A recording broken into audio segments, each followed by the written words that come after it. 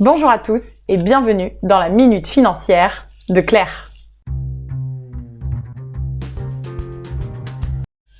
Aujourd'hui, je vais vous parler du calcul de l'impôt. Certains clients ne savent pas calculer leurs impôts, soit par complexité ou appréhension. Je vais tout vous expliquer et vous allez voir, ça va être limpide. Pour calculer votre impôt en France, il faut connaître 4 données et les réaliser en 5 étapes de calcul. 1. Il faut connaître votre revenu net imposable. En gros, pour les salariés, vous le trouvez sur votre fiche de paye.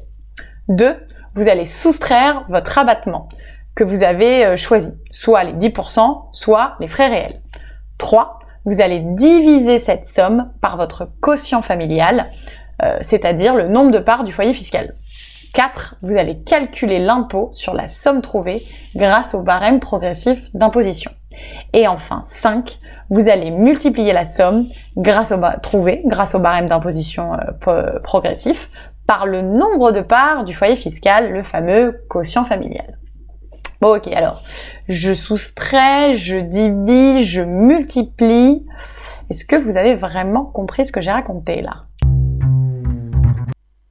Je vais vous donner des exemples simples avec les étapes que je vous ai énoncées juste avant et vous allez voir, vous allez tout comprendre. Exemple 1, Madame Infine.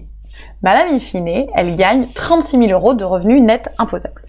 Elle a décidé d'un abattement de 10%. Elle ne fait pas assez de charges pour être aux frais réels. Elle obtient un revenu net imposable de 32 400 € après l'abattement. Madame Infine, elle est célibataire. Elle n'a donc qu'une seule part. Techniquement, il aurait fallu diviser cette part par 1, mais au vu ici de l'intérêt, vu qu'il n'y en a pas, on ne le fait pas. L'étape à bien suivre, c'est la suivante sur le barème progressif d'imposition. Comme on le constate, Madame Infine, elle se trouve dans une tranche à 30%. Il va donc falloir calculer cette tranche et ajouter toutes les tranches précédentes, puisque le barème progressif d'impôt sur le revenu est tranche par tranche. Pour la tranche à 30%, on obtient 1 477 €. Pour la tranche à 11%, on obtient 1 837 €. Et enfin, pour la tranche à 0, on obtient 0. Il ne reste plus qu'à additionner ces montants et on obtient le montant de base de l'imposition, ici 3 314 €. Madame Infine, en dernière étape, elle n'a plus qu'à multiplier ces 3 314 € par son quotient familial, le nombre de parts, ici 1. Donc, l'impôt de Madame Infine, il est bien de 3 314 €. Pour que notre explication soit toujours limpide, on va prendre un exemple 2. Monsieur et Madame Infine, couple marié, gagnent respectivement 50 000 et 36 000 € de revenus nets imposables. Ce couple a décidé d'un abattement de 10%. Ils ne font pas assez de charges pour des frais réels. Ils obtiennent un revenu net imposable de 77 400 € après l'abattement. Monsieur et Madame Infine étant mariés et sans enfants, ils ont un quotient familial de 2. Il faut donc diviser les 77 400 € par 2, ce qui donne 38 700 €. On reprend notre barème progressif d'imposition et qu'est-ce qu'on constate ? Que Monsieur et Madame Infine sont toujours dans une tranche à 30%. On reprend exactement le même procédé que tout à l'heure. Pour la tranche à 30%, on obtient 3 367 €.